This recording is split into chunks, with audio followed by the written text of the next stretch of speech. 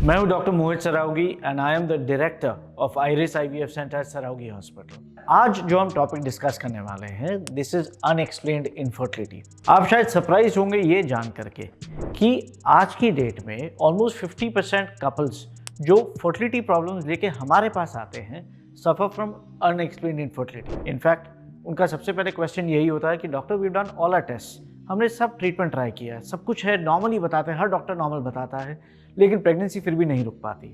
Now इसका क्या कारण हो सकता है? तो पहले तो मैं अपने व्यूअर्स को ये बताना चाहूँगा कि अनएक्सप्लेन्ड इनफर्टिलिटी का ये मतलब है कि there is definitely a problem. अगर प्रॉब्लम नहीं होता तो प्रेगनेंसी ज़रूर रुकती, पर शायद वो प्रॉब्लम की नेचर ऐसी है कि या तो वो रूटीन टेस्ट में डायग्नोज नहीं होती या डायग्नोज नहीं हो सकती, एंड इसका हमेशा कोई ना कोई सोल्यूशन रहता है। And the purpose of this video is to discuss that. So पहली बात है, हम जानते हैं कि जब हम प्रेगनेंसी ट्रीटमेंट की बात करते हैं तो 4 मेन कॉर्नरस्टोन या पिलर स्टोन होते हैं। एक हमें चाहिए होता है healthy uterus.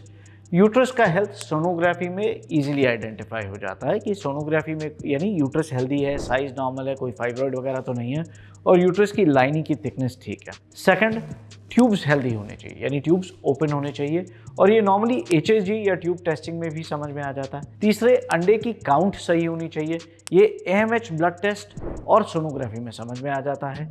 And lastly, sperm count और मोटिलिटी सही होनी चाहिए, ये नॉर्मल स्पर्म टेस्ट में समझ में आता है। But then let's talk about other things जो नॉर्मल टेस्ट में पकड़े नहीं जाते। For example, egg quality. ना अगर आप बॉडी की नॉर्मल फिजियोलॉजी समझेंगे तो ओवरी में बनता है फॉलिकल, और फॉलिकल के अंदर होता है अंडा। हम जब फॉलिकल स्टडी करते हैं तो हमें दिखाई देता है फॉलिकल, उसके अंदर जो अंडा है ये हमें दिखाई नहीं देता। तो हम जब नेचुरल और आईयूआई ट्रीटमेंट कर रहे हैं तो हमारा फोकस सिर्फ फॉलिकल बनाने में और फॉलिकल के रप्चर पे है। अगर फॉलिकल के अंदर जो अंडा है उसकी क्वालिटी खराब है तो आप जितने मर्जी नेचुरल कर लो या आईयूआई करो वो सक्सेसफुल नहीं होगा। So one of the reasons for unexplained infertility is poor egg quality. Second आता है ट्यूब का फंक्शनिंग।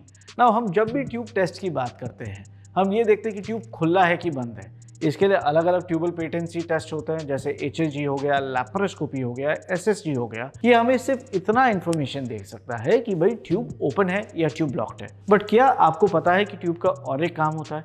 इनिशियली एग और स्पर्म दोनों ट्यूब में बनते हैं। बेबी इनिशियली ट्यूब में बनता है और 3 दिन तक बेबी ट्यूब में रहता है। ना ये 3 दिन तक बेबी को चाहिए नरिशमेंट, और ये नॉर्मली ट्यूब प्रोवाइड करती है बेबी को।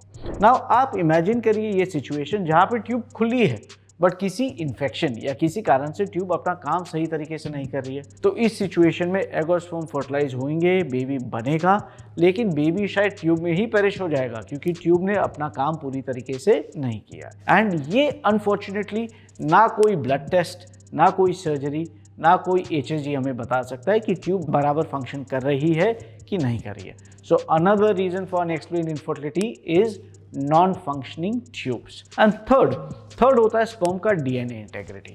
नाउ एक चीज है कि स्पर्म्स में अगर माइक्रोस्कोपिक डीएनए चेंजेस आने लगे, जैसे ब्रेक्स इन डीएनए स्ट्रैंड या इंक्रीज डीएफआई, तो ये स्टैंडर्ड कन्वेंशनल स्पर्म टेस्ट में पकड़ा नहीं जाता।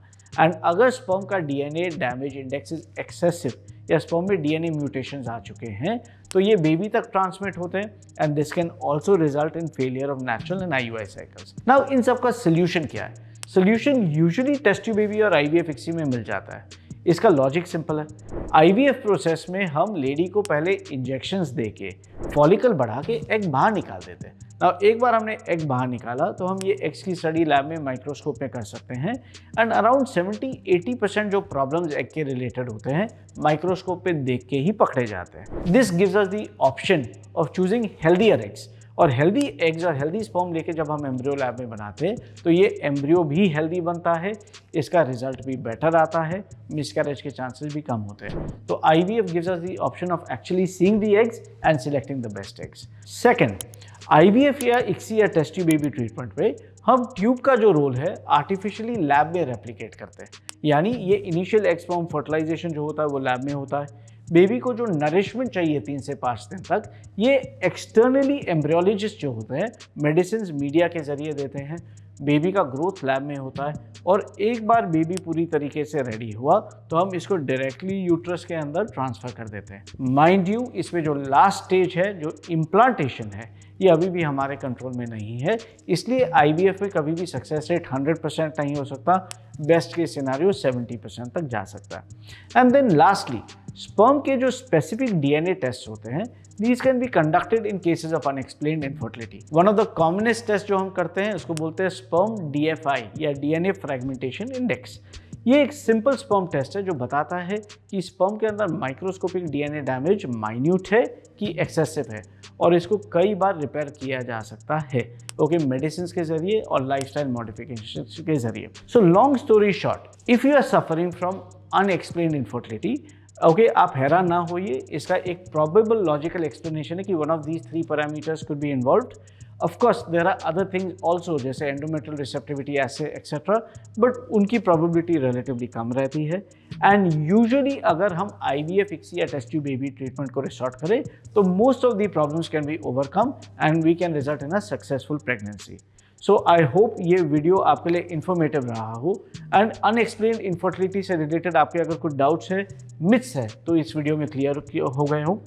आप हमारे चैनल को जरूर सब्सक्राइब करिए and hit the bell icon if you like the video. Thank you and have a good day.